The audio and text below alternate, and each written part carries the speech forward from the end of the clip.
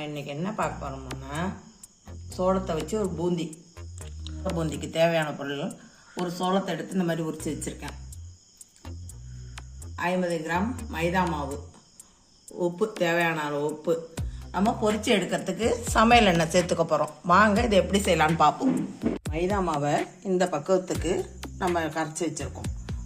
உப்பு தேவையான அளவு கொஞ்சமாக உப்பு போட்டு, ரொம்பலாம் உப்பு போட்டோம்னா இது உப்புக்கு நம்ம காரங்கரம் எதுவும் சேர்க்கலை, அதனால் சிட்டிகை உப்பு தான் இதில் சேர்த்துருக்கோம். இப்போ நம்ம இதை சோளத்தை போட்டு பொரித்து எடுப்போம்.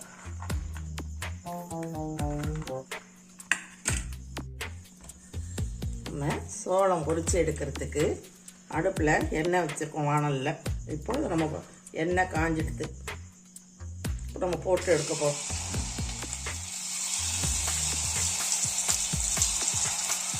இது எண்ணெயும் ரொம்ப குடிக்காது, சீக்கிரமும் போட்டு எடுத்துடலாம்.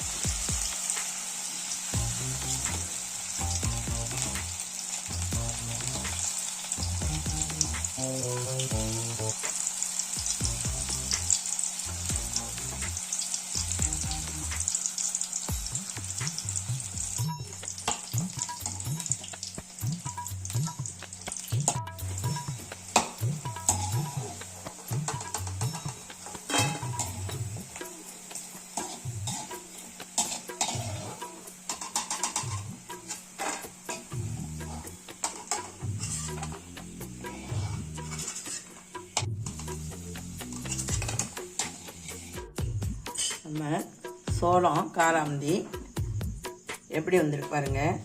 இது இன்னும் காரம் வேணும் அப்படின்னா நீங்கள் இதிலே மிளகாத்தூள் ஆட் பண்ணிவிட்டு கொஞ்சோண்டு அரிசி மாவும் சேர்த்துக்கிட்டோம்னா நல்லாயிருக்கும். குழந்தைங்களுக்கு இந்த மாதிரி போட்டு கொடுத்தோம்னா நல்லா சாப்பிடுங்க. எப்போவுமே நம்ம சோளம் வேக வச்சு அப்படி தான் சாப்பிடுவோம். இந்த மாதிரி வித்தியாசமாக செஞ்சு ஒரு நாளைக்கு கொடுக்கலாம். எல்லோரும் செஞ்சு சாப்பிட்டு பாருங்கள்.